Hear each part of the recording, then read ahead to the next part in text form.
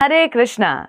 सनातन धर्म में व्रतों की महिमा अपरंपार है और उन व्रतों में भी यदि कोई व्रत समस्त पापों का नाश कर मोक्ष का द्वार खोलने वाला है तो वो है योगिनी एकादशी व्रत। ये पावन एकादशी आषाढ़ मास के कृष्ण पक्ष में आती है और इसका पुण्य सहस्रों वर्षों की तपस्या से भी कई ज्यादा बढ़कर है। ब्रह्म वैवर्त पुराण के अनुसार एक बार महाराज युधिष्ठिर भगवान श्री कृष्ण से आषाढ़ मास के कृष्ण पक्ष में आने वाली एकादशी के विषय में पूछते हैं, जिसके उत्तर में भगवान श्री कृष्ण बताते हैं कि हे राजाओं में श्रेष्ठ, आषाढ़ मास के कृष्ण पक्ष में आने वाली एकादशी को योगिनी एकादशी कहते हैं।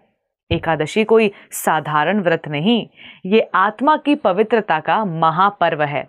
इस दिन अन्न का त्याग केवल शरीर की तपस्या नहीं बल्कि मन और आत्मा के विकारों का शुद्धिकरण है। जब व्यक्ति एकादशी के दिन व्रत करता है और हरि नाम में लीन होता है तब उसके रोम रोम में श्री हरि का वास होने लगता है। ये व्रत जन्मों जन्मों के पापों को भस्म कर वैकुंठ का द्वार खोलता है। एकादशी का उपवास स्वास्थ्य, संयम और मोक्ष तीनों का संगम है। यह है त्याग से प्रेम तक, शरीर से आत्मा तक और मृत्यु से वैकुंठ तक की यात्रा। अब योगिनी एकादशी की व्रत कथा का श्रवण करते हैं। प्राचीन काल की बात है। अलकापुरी नाम की एक दिव्य नगरी थी जहां कुबेर देवता शासन करते थे। कुबेर जो धन के अधिपति हैं, भगवान शिव के परम भक्त थे। उनके राज दरबार में एक माली था जिसका नाम था हेम। हेम माली न केवल एक सुंदर और बलशाली युवक था बल्कि उसे यह सौभाग्य प्राप्त था कि वो प्रतिदिन मान सरोवर से कुबेर के लिए शिव पुष्प लाकर भगवान शिव की सेवा में अर्पण करता। परंतु एक दिन कुछ और हुआ। हेम माली की पत्नी स्वरूपवती अनुपम सौंदर्य की धनी थी। वो रूपवती, चंचल और कामनाओं से भरी हुई स्त्री थी। एक दिन जब हेम माली पुष्प तोड़ने गया तो उसके मन में पत्नी के प्रति मोह प्रबल हो उठा। वो पुष्प लेकर घर लौटा और पत्नी के साथ रति में लीन हो गया।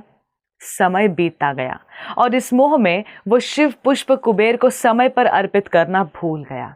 जब यह बात कुबेर को ज्ञात हुई तो उनका क्रोध भयंकर रूप धारण कर चुका था। उनका मुख क्रोध से तमतमा उठा और उन्होंने रौद्र स्वर में कहा, हे महापापी, तूने अपने कर्तव्य को छोड़कर वासना में डूबकर शिव सेवा का अपमान किया है। जा, मैं तुझे श्राप देता हूं। तू अपने पापों के फल स्वरूप कुष्ठ रोग से पीड़ित होकर नरक तुल्य जीवन जिएगा। कुबेर के शाप से क्षण भर में ही हेम माली का रूप विद्रूप हो गया। उसका सुंदर शरीर कुष्ठ रोग से विकृत हो गया। वो अपने नगर से बाहर निकाल दिया गया और दर दर भटकता हुआ जंगलों में, पर्वतों में और रेगिस्तानों में ठोकरें खाने लगा। भोजन के लिए तरसता, पानी के लिए तड़पता वो रो रो कर दिन काटने लगा। उसका तन पीड़ा से और मन पश्चाताप से जलने लगा। एक दिन वो हिमालय पर्वत की गुफाओं में भटकते हुए महर्षि मार्कंडेय के आश्रम तक पहुंचा। महर्षि के तेज से वो चमत्कृत हो उठा और उनके चरणों में गिरकर विलाप करने लगा और कहने लगा, हे महामुनि, मेरे पापों का क्या कोई प्रायश्चित है? क्या कोई उपाय है जिससे मैं इस श्राप से मुक्त हो सकता हूं? महर्षि मार्कंडेय ने अपनी करुणामयी दृष्टि से उसे देखा और बोले, हे माली, तूने सचमुच बहुत बड़ा अपराध किया है, परंतु सनातन धर्म में ऐसा कोई पाप नहीं जिसका प्रायश्चित न हो सके। सुन, अब आने वाली आषाढ़ कृष्ण पक्ष की एकादशी का व्रत करना और योगिनी एकादशी का निष्ठावान होकर श्रद्धा से पालन करना। ये व्रत स्वयं भगवान विष्णु द्वारा प्रदत्त है और समस्त रोगों, पापों तथा जन्म जन्मांतर के बंधनों से मुक्ति दिलाने वाला है। हेम माली ने महर्षि के वचनों को श्रद्धा से सुना और पूरे नियम, संयम और भक्ति भाव से योगिनी एकादशी का व्रत किया। जब द्वादशी के दिन उसने विधि पूर्वक व्रत का पारण किया तो जैसे चमत्कार हो गया।